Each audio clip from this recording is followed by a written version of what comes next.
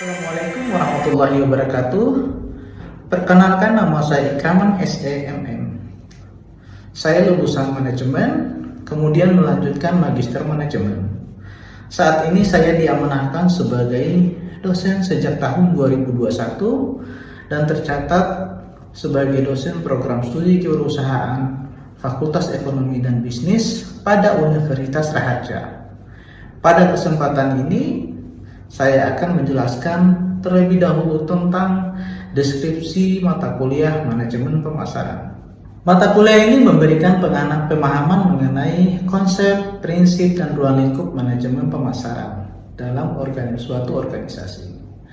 Mahasiswa dibekali pengetahuan tentang strategi pemasaran, perilaku konsumen, segmentasi, targeting, positioning, bauran pemasaran, atau biasa kita sebut dengan marketing mix, serta perkembangan pemasaran di era digital. Selain itu, mata kuliah ini bertujuan mengembangkan kemampuan analitis dan praktis mahasiswa dalam merencanakan, mengimplementasikan, serta mengevaluasi strategi pemasaran berdasarkan pendekatan ilmiah untuk meningkatkan daya saing dan dalam keberhasilan organisasi. Metode pembelajaran yang akan kita laksanakan 16 pertemuan ke depan, yaitu dengan cara tatap muka secara langsung di kelas. Selama 16 pertemuan tersebut akan ada diskusi, kuis, serta tugas mandiri. Tidak lupa pula pada pertemuan 8 dan ke-16 akan dilaksanakan UTS dan UAS yang diselenggarakan oleh manajemen kampus. Selanjutnya saya akan memperlihatkan video perkuliahan bersama mahasiswa yang dilakukan secara tatap muka di kelas. Selamat menyaksikan. Assalamualaikum warahmatullahi wabarakatuh. Waalaikumsalam warahmatullahi wabarakatuh. Selamat siang rekan-rekan. Terima kasih atas kehadiran di mata kuliah manajemen pemasaran di pertemuan pertama ya. Nah, sebelum kita memulai, mari kita berdoa menurut kepercayaan masing-masing. Berdoa dimulai.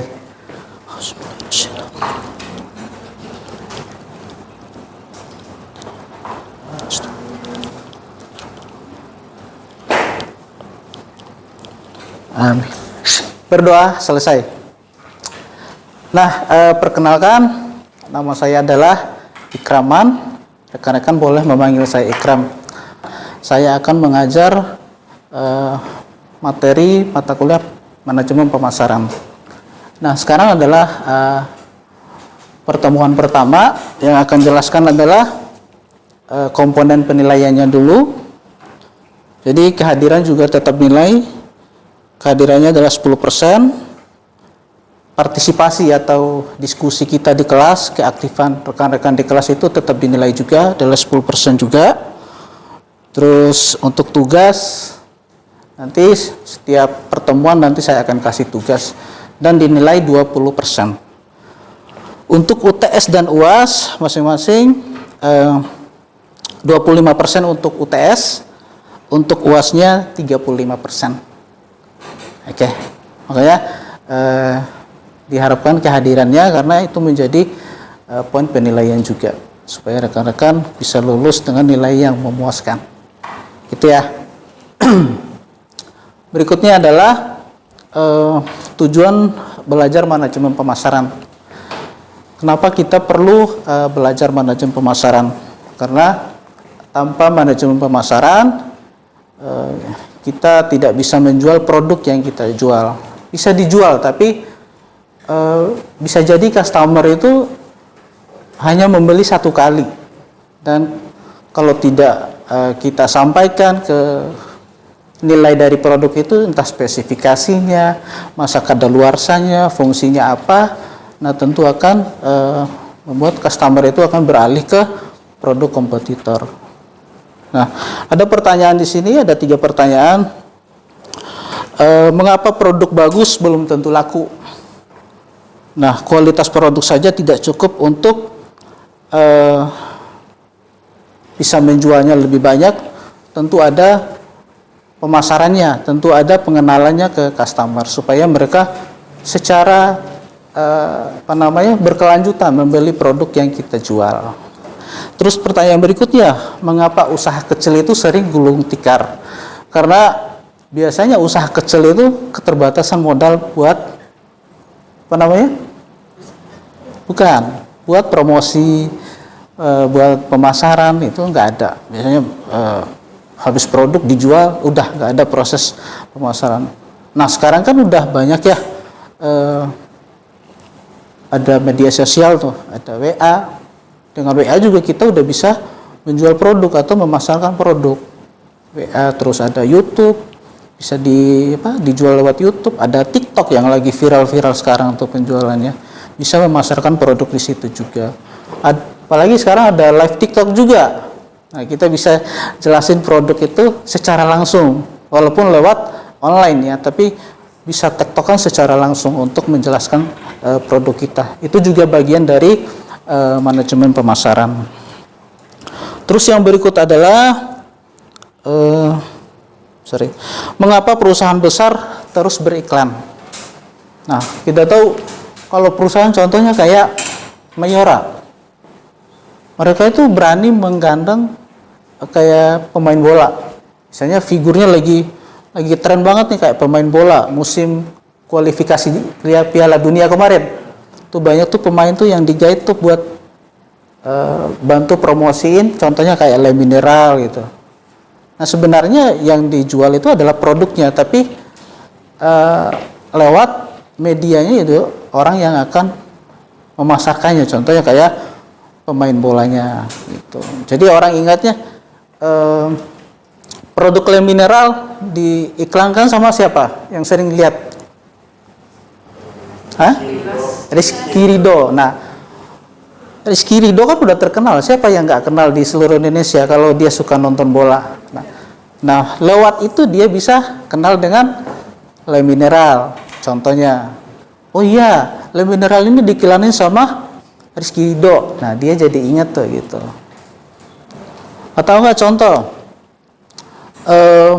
orang beli Aqua, atau lebih sering tuh saking kuatnya produk Aqua ini, kita beli air mineral biasa aja. Kadang kita ngomong Aqua itu kadang dikasih Le Mineral, kadang dikasih Sangkua, karena saking kuatnya brand produk ini. Tapi sekarang kan udah ada yang mulai ikut bersaing di pasar air mineral. Contohnya kayak Le Mineral, ada Aqua. Sekarang ada yang masuk di tengah-tengah produknya Wings Food ya. Bukan Wings Food, produknya Wings itu ada Aqua Viva. Nah, mulai masuk tuh dia lagi lagi naik-naiknya tuh. Dia masuk di tengah-tengah antara Le Mineral dan Aqua. Gitu. Nah, yang berikutnya, apa sih itu pemasaran? Pemasaran adalah proses sosial dan manajerial di mana individu maupun kelompok memperoleh apa yang mereka butuhkan dan inginkan melalui penciptaan, penawaran, dan pertukaran sesuatu yang bernilai. Nah, pemasaran itu jadi dia tidak langsung menjual produknya, tapi dia lebih dulu menjelaskan, ini air mineral, ini fungsinya untuk menghilangkan rasa dahaga. Terus rasanya, contohnya Le Mineral, ada manis-manisnya dikit gitu. Nah itu bagian dari promosi dia tuh. Nah ada manis-manisnya dikit. Nah setelah orang dengar iklan itu, customer nyoba tuh, atau calon customernya nyoba, dia minum. Setelah dia rasain, nggak ada rasa manis-manisnya gitu, nggak ada rasa manis-manisnya itu. Gitu. Makanya perlu ada pemasaran, itulah pentingnya pemasaran. Nah sampai sini ada yang mau ditanyakan? Saya Pak. Oke. Perkenalkan, nama saya Susanti. Saya izin bertanya ya Pak. Seringkali kan kita tahu nih di marketing dan sales itu sama ya Pak, job desk-nya. Ya. Marketing itu kan digabung. Pertanyaan saya itu apa perbedaan sales dan marketing? Oke. Pertanyaan yang bagus. Saya coba lemparkan ke rekan-rekan yang lain dulu. Ada yang bisa bantu jawab? Saya Pak. Perkenalkan nama saya Putri Alfi. Di sini saya izin menjawab untuk pertanyaan dari yang Pak Oke. Susam tadi, info perbedaan marketing dan sales ya Pak. Menurut saya, kalau marketing itu kayak lebih mengenalkan produk ke masyarakat supaya konsumen atau customer mengenal nilai dari produk. Oke. Sedangkan kalau sales itu fokusnya untuk menjual kayak gitu. Oke, ya jawaban yang cukup bagus. Terima kasih atas jawaban dan terima kasih atas pertanyaannya. Ya, pada prakteknya itu kan sering kita lihat tuh ada lowongan kerja sales dan marketing. Nah, semua orang tahunya sales dan marketing itu sama tugasnya. Sebenarnya itu bisa dipisah. Marketing ya marketing, sales ya sales. Yang menjual, tugas menjual itu salesnya. Nah, kalau marketing itu ya ada proses pengenalan produk tuh. Terus setelah penjualan pun ada service setelah penjualan. Misalnya orang jualan mobil.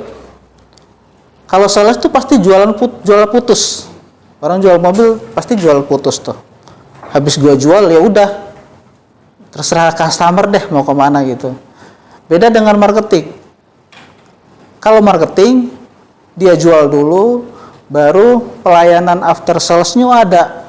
Dia dikontak, misalnya customer ya ada kendala, dia bisa kontak marketingnya. Pak, ini produknya rusak ya, saya servisnya di mana ya? Nah, itu peran marketing buat menjelaskan. Pak, ini Bapak ke daerah Bintaro, di situ ada tempat buat servis. Kami ada di situ. Ada juga di Tang City. Nah, itu perbedaan marketing dengan sales. Jadi intinya sales itu fokusnya untuk menjual produk sebanyak-banyaknya.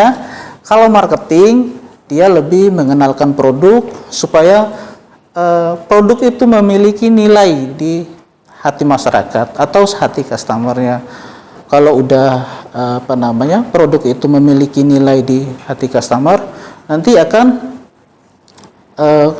istilahnya repeat order atau enggak pembelian secara berulang-ulang karena udah senang, karena udah pernah merasakan manfaat dari produk itu.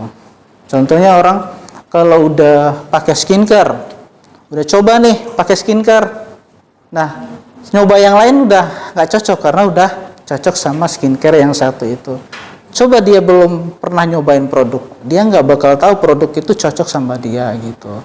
Makanya kalau udah cocok dia nggak bakal beralih. Nah, apalagi harganya bisa lebih murah. Ada lagi yang mau bertanya? Oke, saya lanjut ya. Oke, manajemen pemasaran itu ada 4 poin yang harus dilakukan. Yang pertama adalah ya merencanakan. Tentu harus ada perencanaan dulu. Pemasarannya gimana, terus nanti media promosinya seperti apa, caranya seperti apa ya harus direncanakan dulu. Setelah perencanaan ada pengorganisasian supaya apa yang direncanakan itu efektif atau efisien.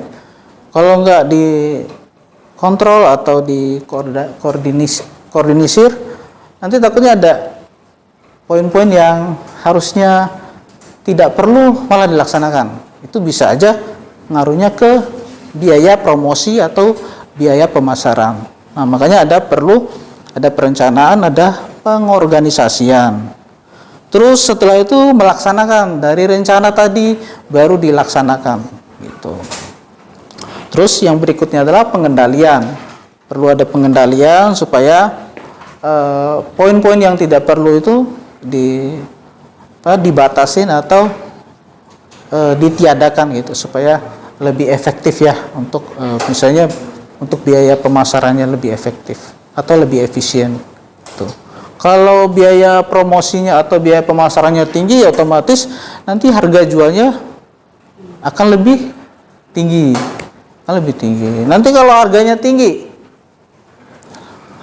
ya kita tidak bisa. Ya, kita tidak bisa ikut berkompetisi gitu. Nanti bisa aja, ini harganya mahal, gue ganti produk deh, beralih ke kompetitor. Nah ini makanya perlu ada pengendalian ini. Makanya perlu ada manajemen pemasaran. Oke. Selanjutnya adalah